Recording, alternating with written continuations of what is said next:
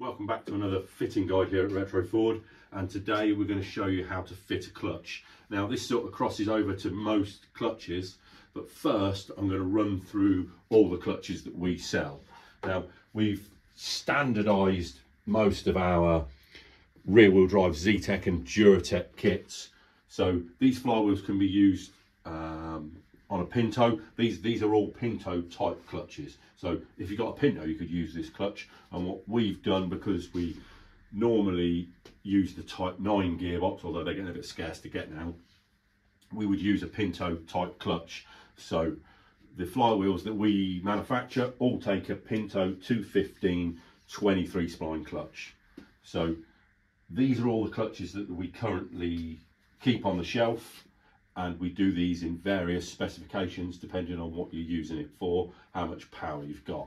So the entry level clutch that we do, which in essence is a standard Pinto clutch, and we suggest that you would run this up to 180 horsepower. So this is a steel pressed cover plate with springs, and then an organic center plate with springs. And we say 180 horsepower with these. We've seen people run them up to sort of 200 horsepower, and to be fair, we've never had one of these come back. So the next one, that's a stage one. We move on to a stage two. I've written the horsepower figures down here because I can't remember them. So this is the stage two. This runs a slightly heavier spring, so it's got a bit more clamping load on the drive face, and a slightly uprated material here, and it runs 6 springs as opposed to the 4 spring setup. And again, this one up to 225 horsepower, and typically you would run this in a road car, you'd run that in a road car, maybe a little bit of track day action, or a rally car with that sort of horsepower. And then we move up then to the Serra metallic material. In essence, these use both the same cover plate, but this runs a 4-puck Serra metallic material, and the idea between that material is that the friction created by having this small puck and the Serra metallic material as opposed to organic material, which both of these are, then this generates a lot more grip. So you would find that with one like this, you're not going to have an overly heavy pedal. Now, what some manufacturers tend to do is run a really heavy pedal with a really heavy spring and use the clamping force to get the horsepower stroke torque figure you need. But we tend to try and get it so that even if you're running a cable clutch, then all of these you can use on a cable clutch without the pedal being excessively difficult to depress and disengage the clutch. So the next stage, I'll come back to that, that's up to sort of 240 horsepower. And again, I think a lot of people are nervous and think that the Serra metallic clutch is going to be an on-off switch, but the way that we've manufactured these is that they're not like that. They're quite drivable. Quite a few of the cars that I've got have got this particular clutch on that we have manufactured. The company TTV manufactures this exclusively for us. So this is in the style that you would have a 7 1/4 clutch, but we've had it packaged into a 215mm clutch. So you end up with quite a drivable clutch that'll take an awful lot of horsepower. Now we say you can take these up to 350, and we've seen people go way beyond that. And as you can see, that's fully machined out of billet aluminium, and that's got a lot more clamping force, but again, still very drivable. I've got the Lada, I don't know, you may have seen it in some of the previous videos we've done, and that runs this clutch, and it's perfectly drivable on the road. So whatever you're doing, we've got a clutch for it.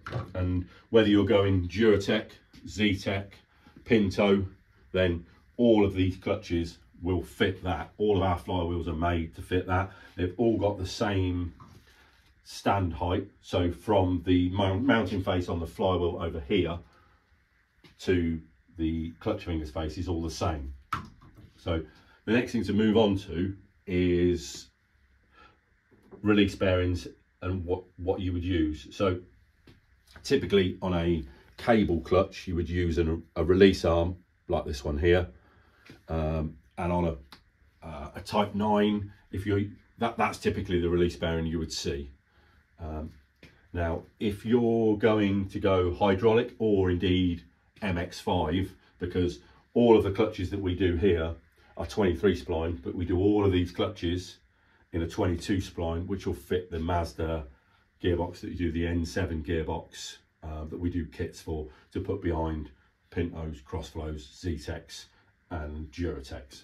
So yeah, just coming back to the release bearing, this one cable clutch, and again we do all the bell housings, release arms and everything you would need to use that on a cable clutch.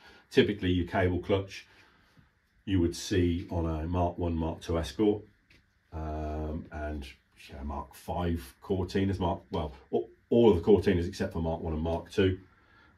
When we go to a Mark 1 and Mark 2 Cortina, or we go to an Escort where you've got a hydraulic pedal box, then we use a concentric release bearing. Now we'll be doing other videos explaining how this all works, but all of these clutches are designed so that it can be worked with a cable clutch or a hydraulic. One thing to be mindful of is that should you be buying a Pinto clutch and you're not buying it from us, then the hole in the center of the clutch on some manufacturers differs and it won't engage with a hydraulic release bearing. So all the ones that we do will work with our hydraulic release bearing kit, and as I say, we will do a video showing how all this goes together. One thing to be mindful of as well is that you will get a lighter pedal with a hydraulic, just simply because of the power you've got from the nature of hydraulics. So now we're going to show you how to fit the clutch to the flywheel, and the first thing you need is a clutch alignment tool. Now you can buy these, but most of the aftermarket ones haven't got a very good tolerance because they're sort of a fit anything. We've had these manufactured with a tight tolerance, which when it comes to putting a gearbox on and getting it aligned, if the clutch is dead center, it makes it a lot easier. As you probably all know, once you've been under a car fighting to get a gearbox on because the clutch isn't dead central on here. So we have these manufactured. We have them manufactured for the 23 spline and the Mazda 22 spline. So this locates on the spigot bearing here. Pop that on like that. You can see that's got a nice positive location.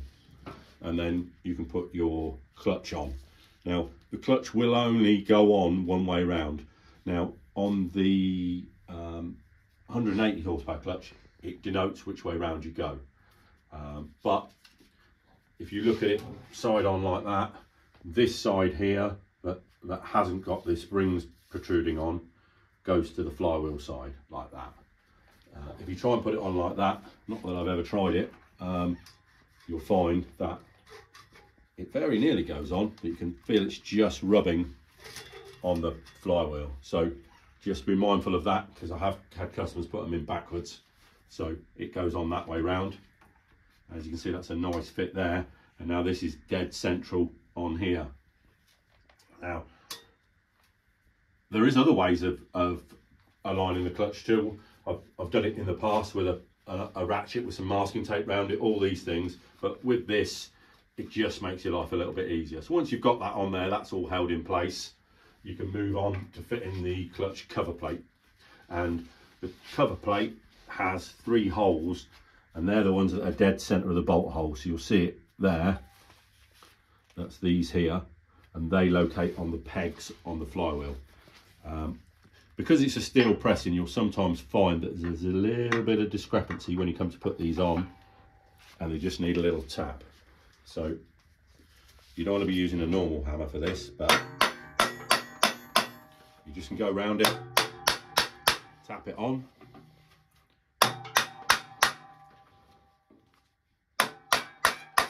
just incrementally go around. You can see that's on now. And now you're going to use the bolts to pull it up. You'll see there's a little bit of a gap here because that's the spring tension on the bolts here. So it's now a matter of pulling it down. The bolts that we use and supply are a serrated bolt, and it's always advisable to run those. So you might have those genuine Ford ones if you've pulled an engine to bits, but if not, then we can supply these. So it's then just a matter of putting these in, and you don't do these up just one at a time. You go round and you nip them up incrementally so that you pull it up. I've got one of these T-handles here with a bearing in the middle of it, and for this job they're superb. Again, you can use an impact gun, but yeah, I like the feel of knowing the tension you're getting on a bolt, so I do like using these. So it's just a matter of going around there, and what you want to do is you want to close that gap up so that the clutch cover is touching on there. And best way to do that is just incrementally go round, get yourself maybe half a turn at a time, go around in a clockwise, anti-clockwise, doesn't really matter, do a little bit at a time, and then that will close that gap up. Okay, so now we're going to tighten up these bolts to the correct torque settings, but before you do that, you want to make sure that this slides in and out, and that's even got a bit of suction, look, you can hear it, so you know that the clutch is fully aligned. So when you come to get your gearbox and mate it to the engine, you know that your clutch is aligned. So if it's not going on for any reason, at least you can be assured that it's in line. So you can leave that in there so that you can do these bolts up. So now it's a matter of going round. One thing to note when you go to put the gearbox on and you're restricted for room, if you try to get the gearbox on here and it's at such an angle, you can damage these fingers ever so easily. If you damage those fingers, then what it tends to do is explode the release bearing, because the release bearing can't then sit flat, and it tends to sort of oscillate like that, and what it does is put massive load in the bearing, and then the bearings tend to explode. So yeah, and we've had people send clutches back, and we've had people send hydraulic release bearings back because they've failed, and it's nearly always due to the fact that one of these clutch fingers has got bent. So just be mindful of that. So moving on to the bolts, you can go around in a circular fashion, just nipping those up. The torque setting is 30 Newton meters. So it's just a matter of going around. You'll hear that click. That one there, I must have done it earlier. There you go. That's number 5, and then number 6. So that's all of those tight. That concludes the fitting guide of a clutch. See you all again soon.